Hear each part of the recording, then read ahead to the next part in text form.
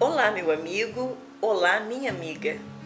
Bem-vindos a mais um encontro no nosso ponto do encontro do conhecimento.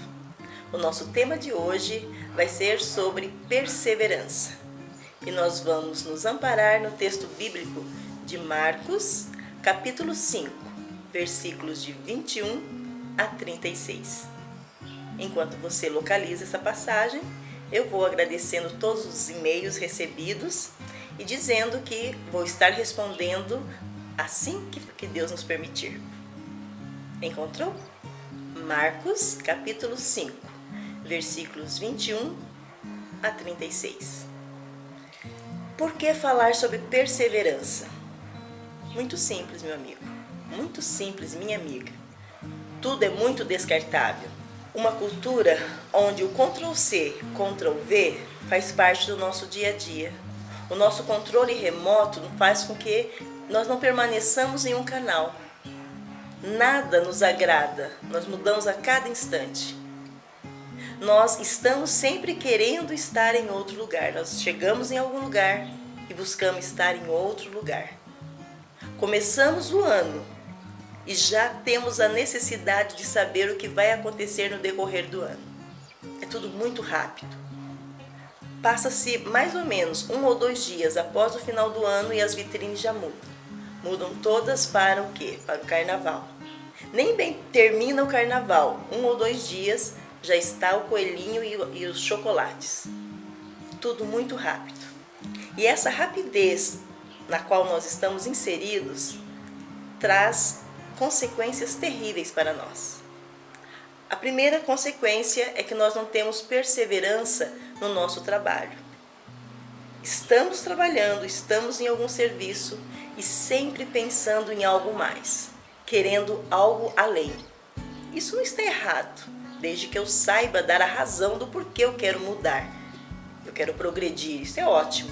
Agora, se nem eu mesma sei o porquê que eu estou querendo mudar tanto, é porque está faltando um pouco mais de perseverança naquilo que eu estou fazendo.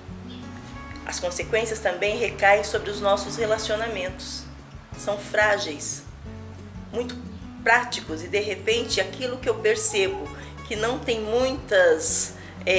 não traz muitas coisas para mim, eu simplesmente descarto.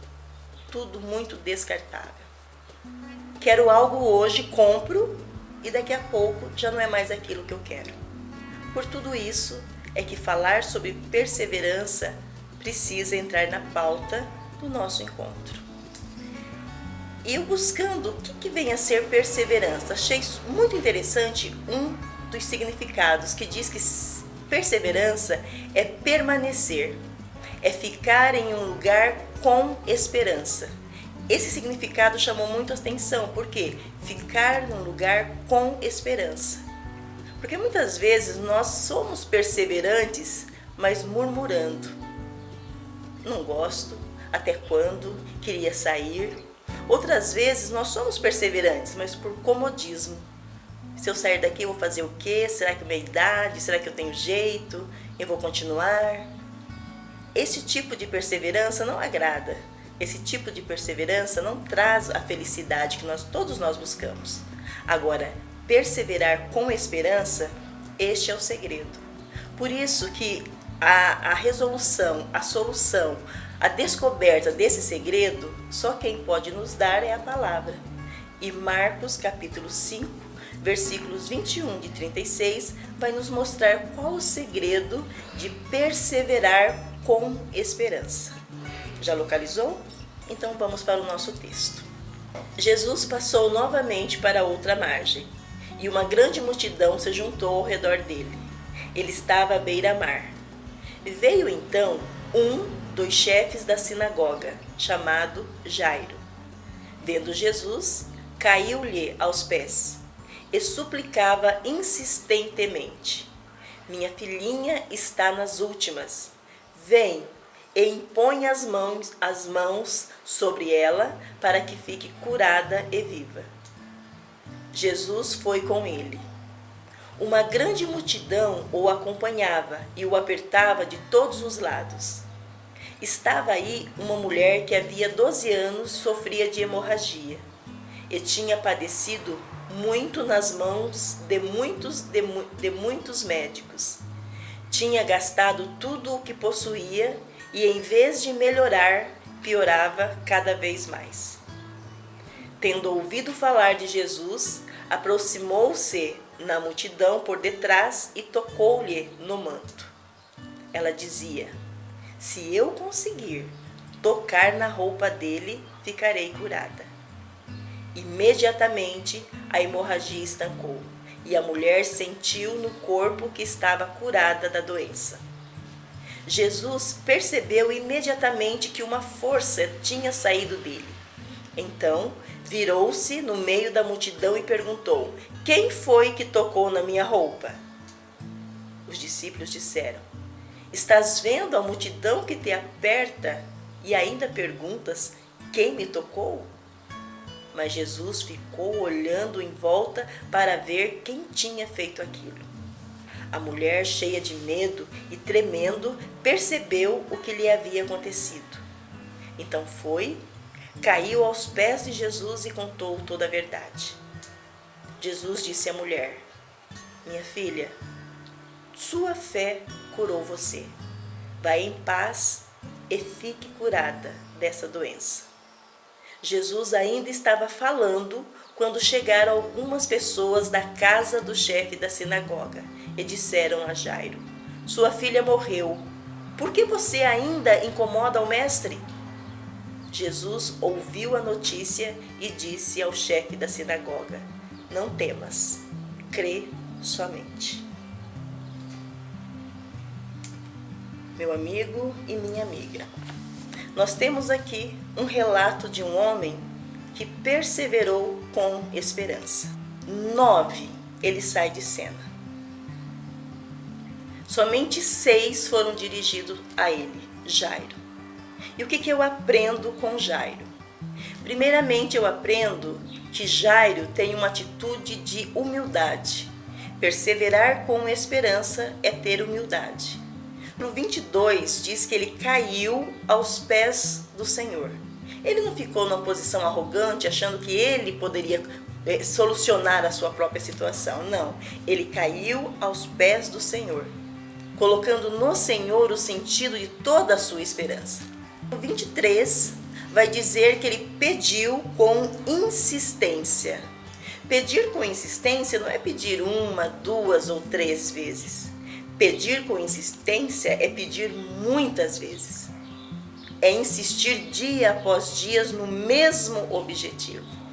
Ele pedia com insistência a mesma coisa ao mestre. A perseverança de Jairo é comovente por quê? Porque a partir do versículo 25 até o 34, ele sai de cena. Aquilo que ele foi buscar e que Jesus aceitou ajudá-lo, a partir do 25 a 34, outro personagem bíblico entra em cena. Já aconteceu com você? Você está pedindo algo, você está esperando por algo e parece que Deus esqueceu do seu pedido? Você já pensou, Deus esqueceu de mim? Pois é, Jairo poderia pensar a mesma coisa. Porque ele fica do 25 ao 34 fora de cena. Ocupa o lugar de Jairo uma mulher e a passagem começa a mostrar primeiramente a enfermidade dessa mulher. Depois tudo que ela passou, que ela foi atrás de muitos médicos, que ela gastou tudo, que cada vez ela piorava mais no lugar de melhorar. Essa mulher então, ela ouviu falar de Jesus e começa a relatar isso. Aí mostra também na passagem que ela vai ao encontro de Jesus e ninguém comenta nada de Jairo. Eu quero que você recorde que Jairo foi procurar Jesus porque a filha dele estava nas últimas. Não é que ela estava com uma dor ou chorando, não, ela estava morrendo. Era urgente que Jesus fosse com ele ao encontro da menina que estava morrendo. No entanto, a atenção de Jesus é desviada para um outro caso. E Jairo continua. E a palavra vai dizendo nos versículos seguintes sobre essa mulher, que essa mulher pensava que se ela tocasse em Jesus, ela seria curada. E de fato ela tocou. Aí a passagem diz que ela conseguiu a cura de Jairo. Jairo, ninguém falou nada. É um silêncio total.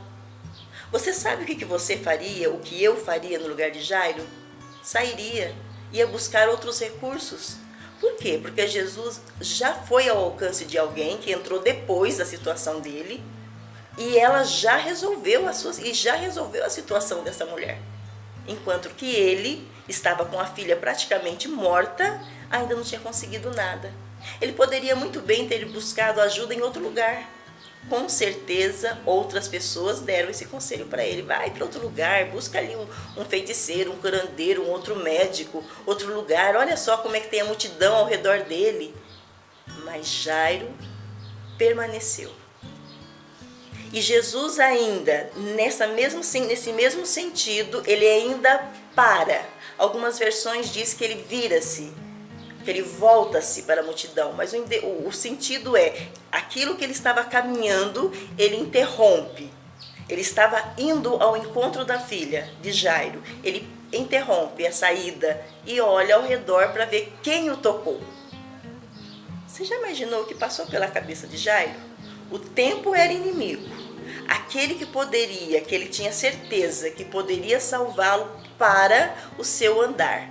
E vai perguntar quem o tocou, a tal ponto dos próprios discípulos ficaram: mas Senhor, são tanta gente aqui. Mas Jesus continua, então, diz a palavra, que ele ficou olhando ao redor para ver quem o tinha tocado. Eu vou fazer aqui uma pequena comparação. Imagine que você está esperando uma ligação e o telefone toca. E você está um pouco longe do aparelho e tem alguém mais próximo ao aparelho. Aí você pede: por favor, atende para mim, porque é urgente que alguém atenda. Você está esperando aquela ligação, é importante.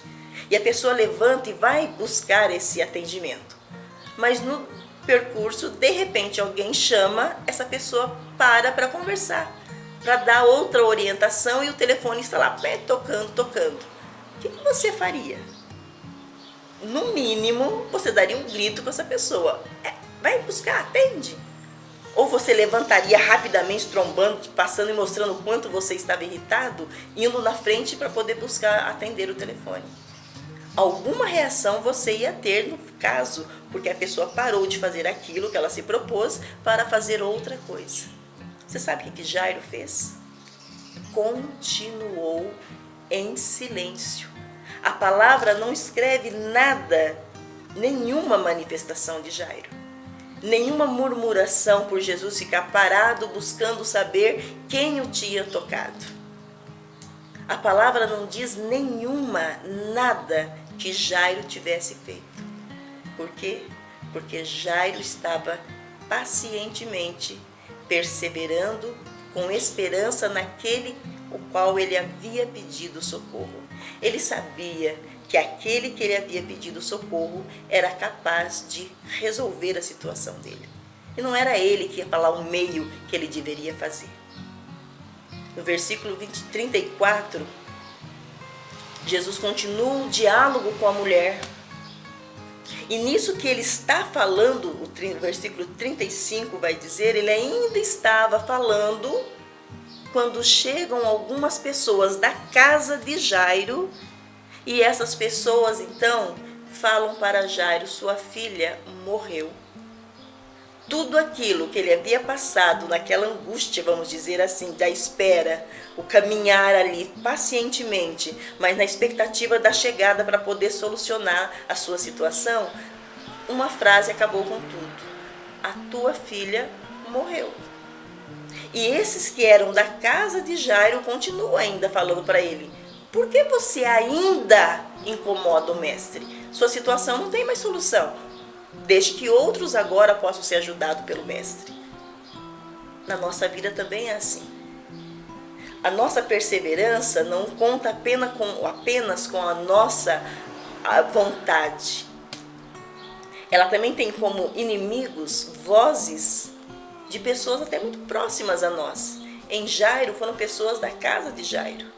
Pessoas que conheciam a situação pela qual Jairo estava passando. sabia o quanto que ele, a angústia dele, o quanto que ele saiu da sua casa para ir até o mestre. Pessoas da casa falam para ele: por que você ainda incomoda? E é isso que nós ouvimos também. Se nós estamos perseverando sem ter a esperança, nós desistimos pelas falas que estão ao nosso redor. Nós desistimos por aquilo que as pessoas mostram. Não adianta, desista, para com isso, troque de emprego, abandone, saia dessa pessoa. A perseverança esmorece. Agora, quando eu persevero com esperança, eu continuo. Vamos voltar a Jairo? Quando Jesus, no versículo 36, diz que Jesus ouviu essa notícia, Jesus não estava à parte da situação de Jairo. Ele estava sim, ele atendeu a moça, a mulher, mas ele estava totalmente conectado à situação de Jairo. Ele ouviu o que falaram para ele. E sabe o que ele disse? Não temas, crê somente. E sabe por que ele pôde falar isso para Jairo? Porque Jairo estava ao lado dele. Um grande segredo que nós podemos revelar de Jairo foi que Jairo não mudou a rota. Mesmo angustiado pelaquela situação, mesmo aparentemente tendo todos os motivos para abandonar o barco, buscar outras situações, ele confiou em Cristo, ele confiou em Jesus, ele permaneceu ao lado. Portanto, foi fácil para Jesus falar com ele aqui. Não precisou gritar, não precisou falar: vai lá e chama aquele que saiu, vai lá, manda ele voltar aqui. Não, ele estava ao lado, confiante, perseverando com esperança. E você, com certeza, vai querer saber o que aconteceu com a filha dele, não é? É fácil. Eu fui até o versículo 36. Te convido a continuar os versículos e você vai perceber o que Jairo ganhou por confiar, por perseverar sem murmurar, sem entrar numa guerra verbal com o mestre, sem ficar reivindicando o direito dele, afinal ele primeiro foi lá pedir. Ele tinha todos os motivos para dizer para o mestre: eu fui o primeiro a pedir. E o Senhor falou que iria, então primeiro vá, faça e depois volte a ajudar a multidão. Jairo não reivindicou nada. Se colocou numa atitude de humildade, de confiança absoluta, de que aquele que prometeu que iria, sabia exatamente o que estava fazendo. Esperou o tempo de Deus. É o que nós chamamos de Kairos, o tempo de Deus. Se ele estivesse no tempo Cronos, ele estaria vendo os minutos e os segundos que estavam passando e que nada acontecia. Ele estaria vendo as situações ao seu redor, onde outras pessoas, ou especificamente onde aquela pessoa já estava sendo beneficiada e ele não. Vendo o tempo Cronos, contando cada minuto, cada segundo, cada situação, e para mim nada, para o outro tudo. Quem enxerga a situação de Kairos, que é o tempo de Deus, sabe que o fato do outro conseguir não quer dizer que você não vai conseguir, pelo contrário, quer dizer que o Senhor está próximo. Já ajudou aquela senhora, o próximo da fila sou eu. É o tempo de Deus. E no tempo de Deus, tudo acontece de acordo com a vontade de Deus, que é a melhor que possa acontecer. Continue lendo esse versículo. Continue lendo os versículos seguintes e você vai ver o que acontece com todos aqueles que perseveram com esperança. Como sempre, eu proponho uma prática para cada dia, porque a palavra ela é assim. Você a lê, você fala com Deus quando você está lendo. Você a medita, você permite que Deus fale com você. E você então precisa ter algumas práticas para entender o que Deus começa a fazer a mudança na sua vida. Então a primeira prática, leia novamente toda a passagem, todos os versículos. Você tem aí o livro, o capítulo e os versículos. Aí você, por favor, escolha um dos personagens, de todos esses que foram relatados nessa passagem. Escolha um que está próximo à sua realidade. Como se fosse você. É você a mulher que sofria há tantos anos? É você o próprio Jesus que tem que estar ajudando um ao outro? É você o Jairo? É você que está agonizante, esperando que chegue o socorro? É você aquele que vem dar a má notícia e falando, deixa pra lá, não faça mais isso, pula do barco, seu barco é furado. Coloque-se em um dos personagens. Terceiro, destaque uma frase que Jesus falou. Foram poucas, mas ele falou.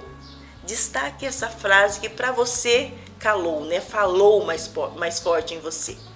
E todos os dias você vai ruminando esta frase. Todos os dias.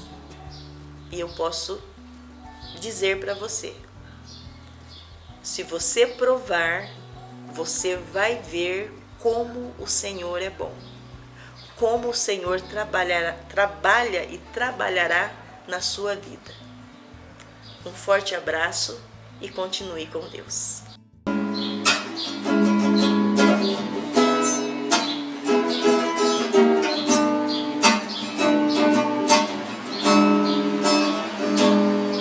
De todos os temores me livrou. O Senhor é liberdade e salvação. De todos os temores me livrou. O Senhor é liberdade e salvação.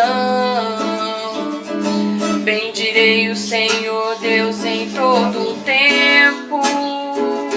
Seu louvor estará sempre em minha boca. Minha alma se gloria no Senhor. E que ouçam os humildes e se alegrem. De todos os temores me livrou. O Senhor é liberdade e salvação. De todos os temores me livrou. O Senhor é liberdade e salvação.